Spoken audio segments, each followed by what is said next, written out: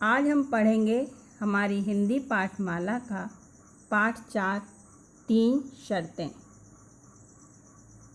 तीन शर्तें जो ये पाठ है, इस पाठ में ये बताया गया है कि गरीबी और भूख जैसी विषम परिस्थितियाँ कभी कभी मनुष्य को इतना विवश कर देती हैं कि ना चाहते हुए भी वह औरों के सामने हाथ पसारने के लिए मजबूर हो जाता है। यह पाठ एक आत्मकथात्मक शैली में लिखा गया है। आत्मकथात्मक शैली मतलब अपने बारे में स्वयं बताना, अपने जीवन में घटित होने वाली घटनाओं का स्वयं वर्णन करना। तो आत्मकथात्मक शैली में लिखा गया यह पाठ एक ऐसे मजबूर बालक की कहानी है जो भीख नहीं मांगना चाहता, परंतु अपने जीवन में आने वाली कुछ परिस्थितियों के कारण वह भीख मांगने के लिए मजबूर हो जाता है।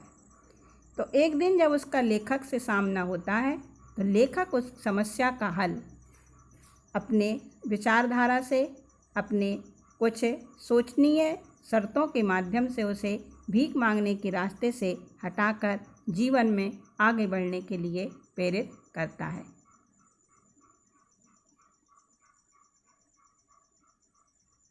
भीख मांगना अच्छी बात नहीं होती है ना।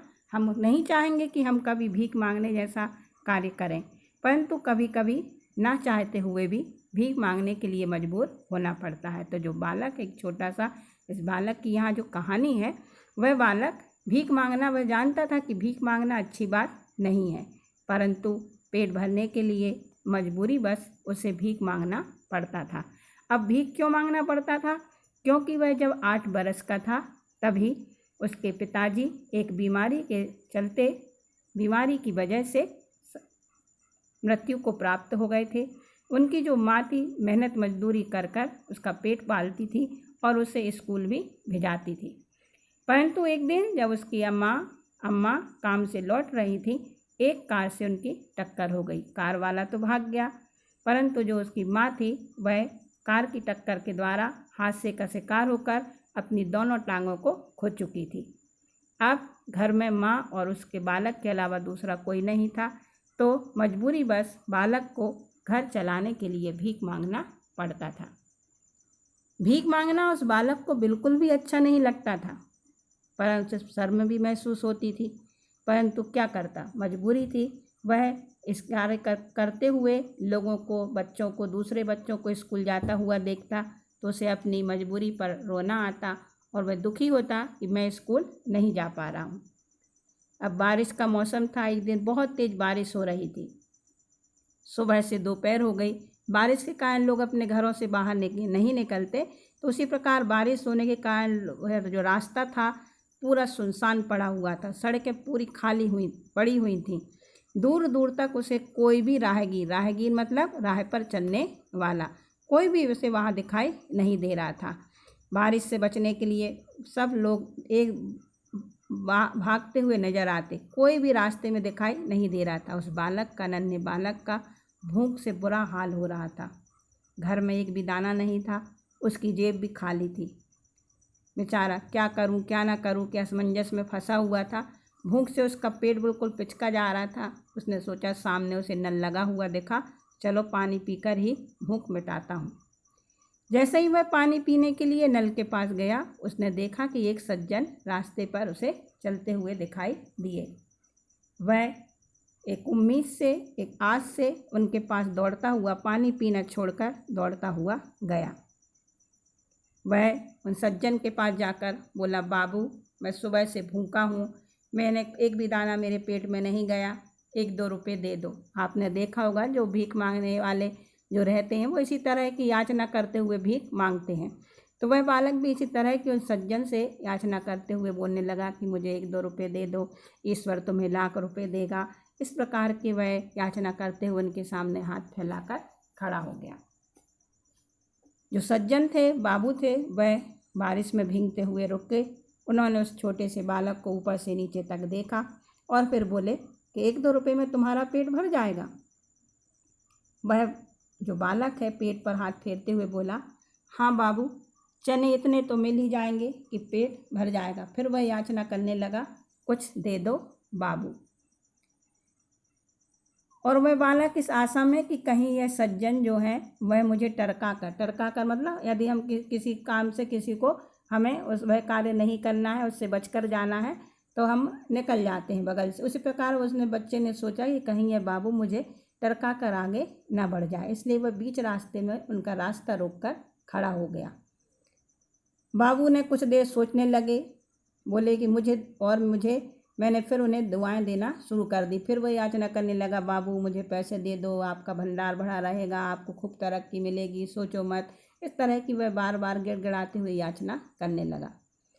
तो बाबू जो है वह धीरे धीरे मुस्कुराए और बोले, मैं तुम्हें 10 रुपये दूंगा, मगर एक शर्त पूरी करनी पड़ेगी।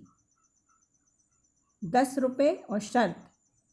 वह उस बालक को लगा कि बाबू पागल हैं, भला भिखारी को कोई 10 रुपये देता है, फिर शर्त, और मुझसे शर्त क्यों लगा रहे हैं, कहीं बाबू मुकर ना जाएं, कहीं यह मुझे मना करके ना चले जाएं। इसलिए उन्होंने, क्योंकि उसे पैसों की ज़रूरत थी, उसने उनकी बाँह पकड़ ली और बोला, मुझे शर्त मंजूर है। घर में भी घर में कभी आपके पेरेंट्स आपसे कभी कुछ काम कराने के लिए आपके सामने भी इस तरह की शर्त रख देते हैं ना कि ये काम करोगे तो तुमको टॉफ़ी मिलेगी, यह काम करोगे तो तुमको पेंसिल मिलेगी, और हम उस शर्त के कारण उस टॉफ़ी और पेंसिल के चक्कर में कितना भी कठिन कार्य कर जाते हैं। तो उसी प्रकार जब बाबू ने उसे शर्त के माध्यम से कार्य करने के लिए कहा, तो पहले तो वह शक पकाया, असमंजस में रहा। उन्होंने कहा, अच्छा ठीक है, चलो यह कार्य मैं करूँगा। अब बाबू ने शर्त बताई कि तुम्हें इस तेज बारिश में भीगते हुए दूर एक जो सफ़ेद मकान दिखाई दे रहा था, उस मकान की तरफ इशारा करते हुए, संकेत करते हुए कहा कि तुम्हें यह इस मकान तक चलना होगा। उसने देखा कि कोई ज़्यादा दूर नहीं है, 40-50 कदम ही मुझे चलना है, और 50 कदम चलने में मुझे 10 रुपये मिल रहे हैं। वह सोचता है, बालक सोचता है, कहीं ये बाबू पागल तो नहीं है, मुझे सिर्फ यहाँ तक चलने के लिए 10 रुपये दे रहे हैं। मैं कहा, चलो कोई बात नहीं है, मैं 10 रुपये मैं वहाँ तक चलूँगा। अब वो सज्जन जो है बाबू आगे आगे और वह बालक पीछे पीछे। 3-4 मिनट में ही हम लोग वहाँ, वो जो बच्चा है और वो बाबू है, वहाँ पहुँच गए। अब बाबू ने, उसने आगे हाथ कर दिया कि मुझे 10 रुपये दो।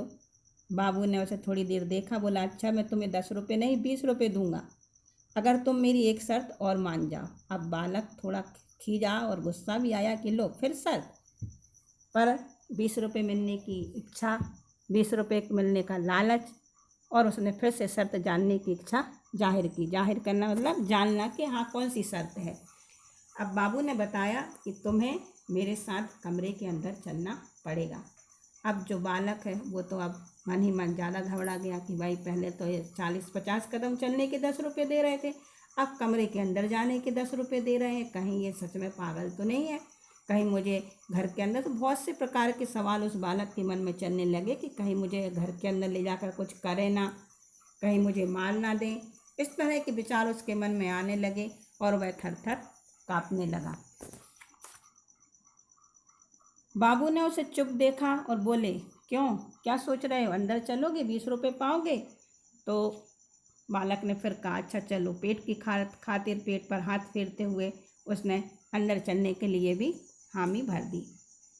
और भीतर जाकर फिर उसने, नहीं बाबू मैं भीतर चलता हूँ, 10-20 रुपये ही लूँगा, और वह भीतर चला गया। भीतर जाकर जैसे उन्होंने ताला खोला, देखा जो कमरा था एक अजीब सी सड़ी हुई दुर्गंध आ रही थी। जब कोई कमरा बंद रहता है, महीनों तक ना खुले, तो जिस तरह की वहाँ से बदबू आती है, उस तरह की बदबू उसके नाक में घुसने लगी। उसने देखा, बाहर क्यों खड़े हो, बाबू ने उन्हें अंदर बुलाया। बालक जो है धीरे धीरे डरते डरते अंदर गया। उसने देखा कि जो सूटेड बूटेड बाबू हैं, अच्छे जो सज्जन दिख रहे थे उनके पहनावे से, और उनका घर जो उनका कमरा था वो तो बिल्कुल कबाड़ खाना बना हुआ था। कबाड़ खाना था जो पुराना टूटा फूटा सामान जहाँ डला रहता है उसे कबाड़ खाना कहते हैं। और वो बालक जो है मन ही मन सोचने लगा कि इससे तो अच्छी मेरी जो झुग्गी झोपड़ी है, टूटी फूटी जो झोपड़ी है, वह कम से कम साफ़ रहती है, अच्छी साफ़ घर रहता है मेरा। परंतु यह जो बाबू हैं देखने में तो सज्जन दिखाई दे रहे हैं, पर उनका घर तो देखो कितना कबाड़ खाने जैसा है। चारों ओर धूल ही धूल है, फर्श पर रेत ही रेत है, मकड़ी के जाले बने हुए हैं, टूटी हुई उल्टी फुल्टी कुर्सियाँ डली हुई हैं।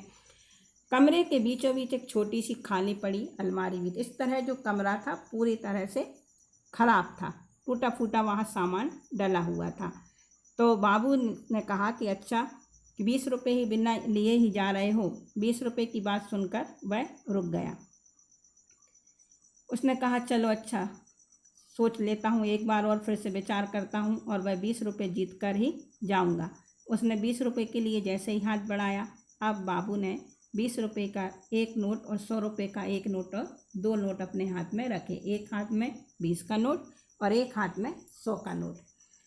दोनों नोटों को उस बालक को दिखाकर बोले, इन दोनों में से बड़ा कौन सा है?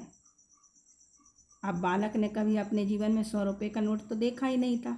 100 रुपये का नोट देखकर पहले तो उसकी आँखें फटी की फाटी रह गई। उसने सोचा कि कभी मैंने देखा नहीं है, सिर्फ एक बार ही अपने उसके जीवन में बापू ने दवाई लाने के लिए 100 रुपये का नोट दिया था और उसके बाद जीवन में वह आज दूसरी बार 100 का नोट देख रहा है। मैंने उस बालक ने जो झट से 100 रुपये की ओर इशारा कर दिया कि यह नोट बड़ा है। बाबू जो है सज्जन, वो भी उसकी विवश दृष्टि को पहचान गए थे। विवश दृष्टि मीन्स उसे पैसों की बहुत ज़रूरत थी और वह लालच दिए जा रहे थे, पहले 10 का, फिर 20 का, अब 100 का। और वह उसकी व्यवस्था को देखते हुए मंद मंद मुस्कुराए और बोले, यह जो बड़ा नोट है 100 का, वह भी तुम्हारा हो सकता है, मगर एक शर्त पर। अब बालक मन ही मन फिर गुस्सा खींचने लगा कि लो फिर एक शर्त। अब आखिर ये बाबू मुझसे चाहते क्या है? हर बात पर शर्त ही शर्त लगाए रहे हैं। अब तब भी उसने, उसकी मजबूरी थी, उसने कहा चलो अच्छा बताओ कौन सी शर्त है। उसने सोचा चलो शर्त सुनने में क्या दिक्कत है, मुझे 20 रुपये तो मेरे हो ही गए हैं, यदि शर्त मैंने मान ली तो 100 रुपये भी मेरे हो जाएंगे, नहीं तो 20 रुपये तो मुझे मिल ही जाएंगे। बाबू ने कहा कि यह कमरा जो है तुम देख रहे हो काफ़ी बड़ा है, यदि तुम आधे घंटे में इसे चकाचक मतलब पूरी तरह से क्लीन चमका दो, साफ कर दो, तो यह 100 रुपये भी तुम्हारे हो जाएंगे। बालक ने कहा, रही यह बाबू तो बहुत चालाक नज़र आ रहे हैं। परंतु उसने कहा चलो इतना बड़ा कमरा, आधे घंटे का समय है, काम भी कोई मुश्किल नहीं है, यदि कोशिश करूँगा तो यह काम हो जाएगा और 20 रुपये तो मेरे हैं ही, यदि नहीं कर पाया तो 20 रुपये तो मुझे मिल ही जाएंगे। वैसे भी बारिश हो रही है, घर जाने में भी मुझे दिक्कत है, क्यों ना मैं यह काम ही कर दूं। और उसने बाबू से झाड़ू और एक कपड़ा लिया, कपड़ा लाने के लिए कहा। बाबू ने 1 मिनट में फटी धोती, एक बाल्टी, मग आदि सब सामान जो कमरा साफ करने के लिए चाहिए वह सब लाकर उसे दे दिए। बालक ने बड़े गर्व से कहा, बाबू 2 शर्तें तो मैंने जीत ही ली हैं, तीसरी हारना नहीं चाहूँगा। बाबू ने भी उसकी पीठ थपथपाई, उसे शाबाशी दी और चले गए। थोड़ी देर तो उसने विचार किया कि मैं ये शर्त हार जाऊंगा, मुझे भाग जाना चाहिए, मैं यह कमरा साफ नहीं कर पाऊंगा। परंतु फिर थोड़ी देर बाद उसके जेहन में, मन में उसकी माँ की कर्मठ छवि, कर्मठ मीन्स मेहनती, जो मेहनत करती थी उसकी माँ, वह छवि सामने आ गई कि किस तरह उसकी माँ मेहनत करती है, कमर में साड़ी का पल्लू बांधकर और फटाफट वह काम पूरा कर देती है। उसी प्रकार उसने भी धोती के 3 टुकड़े किए, एक अपने मुँह और सिर पर बांधा, दूसरा बाल्टी के पानी में डाला, तीसरा सूखा रखा और काम में जुट गया मतलब लग जाना। उसने कमरा साफ करने के लिए मेज़ और कुर्सियों को चमका कर एक तरफ बरामदे में रख दिया, चारपाई को झाड़ कर धूल हटने से वह भी चमक उठी। इस तरह उसने पूरे कमरे को चकाचक कर दिया, साफ कर दिया और उस कमरे की हालत देखकर वह भी हैरान हो गया कि यह वही कमरा है जिसे थोड़ी देर पहले मैंने देखा था। इस तरह उसने उस कमरे की पूरी ही काया पलट कर दी, पूरी तरह से उसे चमका दिया। मुझे लगा अब मैं 100 रुपये जीत चुका हूँ। मेज, कुर्सियाँ, अलमारी, चारपाई ठीक तरह से उसने सब अपनी बुद्धि के अनुसार करीने से सजा दी, कमरे को एकदम ठीक ठाक कर दिया। आधे घंटे बाद बाबू आए, उन्होंने भी उस कमरे की हालत देखी, उनकी आंखें भी फटी की फटी रह गईं। उन्होंने भी उसे शाबाशी दी। उन्होंने कहा कि तुम मेरी 3 शर्तों का मतलब समझे हो? उसने कहा हाँ 100 रुपये।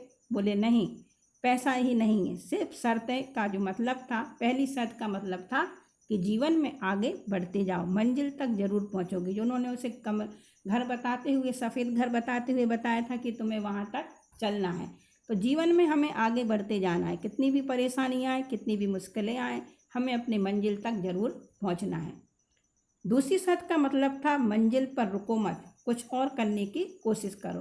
तो जैसे उन्होंने घर बताया, घर के बाद घर के अंदर बुलाया, तो घर के अंदर बुलाकर उन्होंने मंजिल पर से घर के सामने आकर रुक गए। यदि हमने कि जीवन में सफलता पाने के लिए हमें कुछ संघर्ष कर रहे हैं और उस मंजिल पर पहुंचकर भी हमें सिर्फ यही अपने जीवन का लक्ष्य नहीं समझना चाहिए, उसके आगे भी हमें और प्रयास करना चाहिए।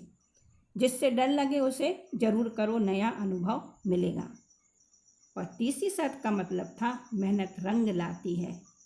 समय निर्धारण कर काम करोगे तो सफलता जरूर मिलेगी। उन्होंने आधे घंटे का समय देकर उस कमरे की कायाकल्प करने का उसे शर्त रखी थी। तो हम मेहनत करें और समय निर्धारण करके करें कि हमें इतने समय में ही इस कार्य को करना है, तो हम जीवन में सफलता पाते हैं। और इस तरह उन्होंने तीनों शर्तों का मतलब बताते हुए उसके हाथ पर 120 रुपये रख दिए। तो बाबू ने जैसे पैसे मेरे हाथ में रखे बोले, और इन शर्तों को गांठ में बांध लो। गांठ में बांध लो मतलब अपने जीवन में इन शर्तों को अपने जीवन में उतारो। कभी किसी के आगे हाथ नहीं फैलाना पड़ेगा। यदि तुम इन तीनों शर्तों के अनुसार अपने जीवन में आगे बढ़ते जाओगे तो तुम्हें कभी किसी के आगे हाथ नहीं फैलाना पड़ेगा। समय की कद्र करना सीख जाओगे। यदि समय की कद्र करना सीख गए कि समय कितने समय में हमें कौन सा कार्य करना है, तो यही सफलता का रहस्य समझ गया। उस बालक ने उसके बाद उन तीनों शर्तों को हमेशा गांठ बांध के रखा और उन्हीं का पालन करते हुए उसने गली के नुक्कड़ पर एक अपनी दुकान लगा ली। कभी पतंग, कभी होली के रंग, कभी खिलौने बेच कर वह अपनी माँ का पेट पालता रहा। और जीवन में वह बदलाव का महत्वपूर्ण क्षण था। कौन सा महत्वपूर्ण क्षण था? जब उसकी बाबू से मुलाकात हुई थी। उन्होंने शर्तों के माध्यम से उसे जीवन में आगे बढ़ने की प्रेरणा दी थी। उन्हीं शर्तों ने उसकी ज़िंदगी बदल दी। और कभी कभी इसी कारण वह समझता है कि हमारे सभी के जीवन में कभी ना कभी एक ऐसा विलक्षण क्षण आता है। विलक्षण मतलब अद्भुत। हम अपने जीवन में आगे बढ़ते जा रहे हैं, अपने जीवन में हम संघर्ष करते जा रहे हैं, पर कभी ना कभी हमारे जीवन में एक ऐसा समय आता है कि किसी की प्रेरणा के द्वारा, किसी के साथ के द्वारा, जिससे हम प्रेरणा लेकर अपने जीवन में आगे बढ़ते जाते हैं। और उसके बाद उस बालक ने कभी भीख नहीं मांगी। मनुष्य को दिशाहीन भटकने की अपेक्षा सोच समझकर जीवन जीना चाहिए।